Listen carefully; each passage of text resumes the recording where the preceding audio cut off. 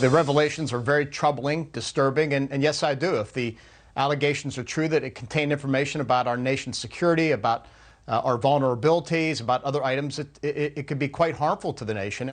Well, I think he was kind of a collector of things that he thought were of interest to him for some reason or another. Clippings, mementos, classified documents, and it was very disturbing.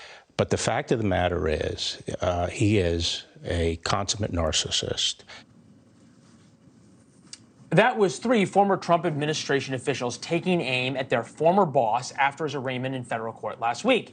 With our panel once again, Rebecca, I think about the anti-Trump media in a sense who has this idea they are so offended by Donald Trump that if only we get people who are Republicans to say Donald Trump is bad, somehow Trump supporters are going to eventually go, okay, we're done. That hasn't worked since 2015. Is there any reason to think that there's Trump voters who go, oh, well, if Mark Esper says it, then I'm out? Well, no, but I think that there's this collective sentiment. I mean, I think Trump fatigue is real among some Republican voters, and we're going to see how much that actually is shown in the polls as this election campaign goes on.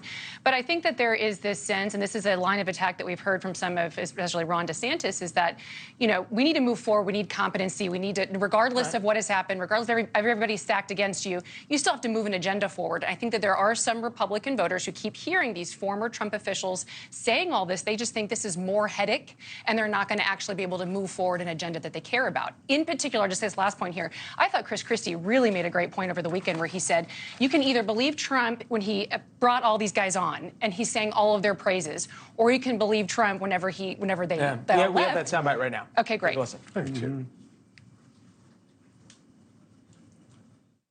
You know, Jake, I stood on the stage in 2016 and heard Donald Trump say he would only hire the very, very best people.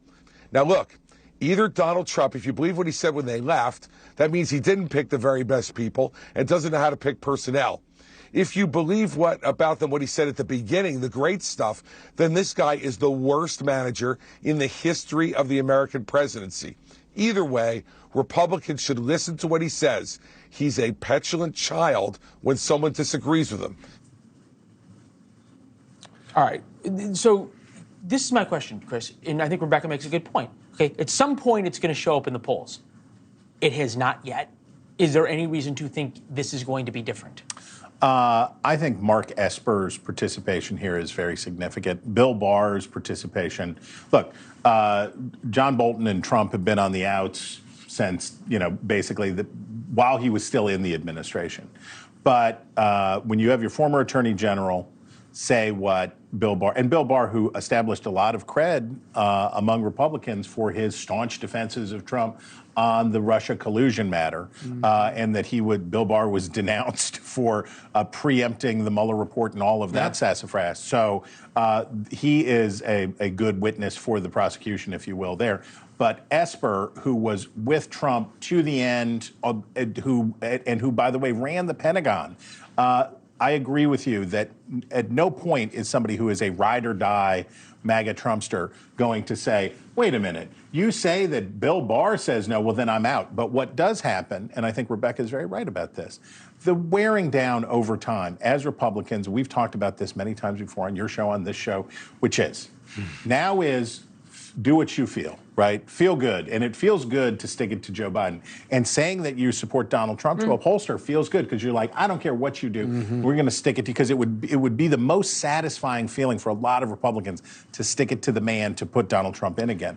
But when you get to this fall and Republicans have to choose a nominee, there will be people who say, look, it was a real case. This is a real thing. And there is a grind. There is a wearing down over time. Well, there's a presidential election going on. I slightly disagree with you. I think Esper left Trump and criticized Trump after January 6th. Barr has been on the outs with him since he was fired, and then Bolton has been on the outs with him when he got fired. I don't think there are enough voters, Republican voters, that care about what these three former employees are because they can explain them away.